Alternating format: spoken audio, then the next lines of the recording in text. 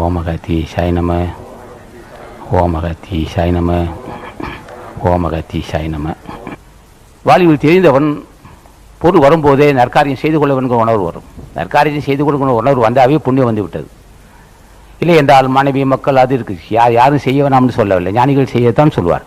மனைவி மக்களே வச்சுக்க, உனக்கு நான் பொருள் உதவி செய்கிற நோக்கம் என் திருவடியை பற்றியதால் உனக்கு செல்வத்தை தந்திருக்கிறேன், வறுமையில்லா வாழ்வு தந்தேன், உடல் ஆரோக்கியம் தந்தேன், ஆந்தி ஸ்திதிகளை சிறப்பு தந்திருக்கிறேன், ஏழை எளியோர்பால் கருணை காட்டக்கூடிய தெய்வம் தந்திருக்கிறேன், வருவதற்கு முன்னே உணரக்கூடிய அறிவு தந்திருக்கிறேன், உன் குடும்பத்தில் எந்த அகிர் பேர் நடக்காமல் இருப்பதற்கு அருள் செய்திருக்கிறேன், பண்புள்ள புத்திரபாக்கி கொடுத்திருக்கிறேன், தகுதியில் நட்பை உருவாக்கி தந்திருக்கிறேன், சான்று நட்பு உனக்கு நான் தேடி தந்திருக்கிறேன்.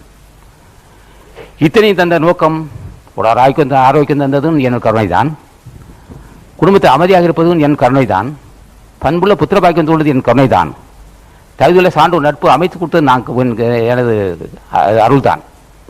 நீ நூல் படிக்கிற அல்லவா, திருமந்திரம் திருக்குறள் அருள்பா, அதை புரிவதற்கும் நான் தான் அருள் செய்திருக்கிறேன், தொழுதற்கும் அருள் தந்திருக்கிறேன், பெரிய நூல் அது தொட்டு வணங்கிதான் படிக்க உணர்வு தந்திருக்கிறேன், ஒரு பணிவு தந்திருக்கிறேன்.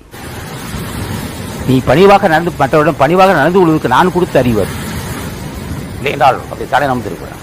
எல்லோருக்கும் பணிவு வேண்டும்.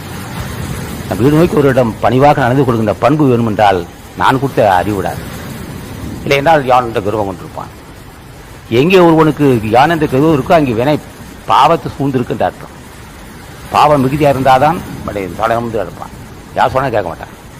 அவன் யார் சொன்னால் கேட்க மாட்டான் ஐயா, அவ்வளோ பாவம் இருக்குன்னு அர்த்தம். அவனா சாதாரண ஒரு ஆள் சொன்னாலும் கேட்பான் ஐயா, அவன் நல்ல மனுஷனாச்சே கேட்பான்னா. இவன் அவன்கிட்ட எவன் பேசுவான், அவன் காட்டு முன்னாடி போயிலாச்சுன்னா.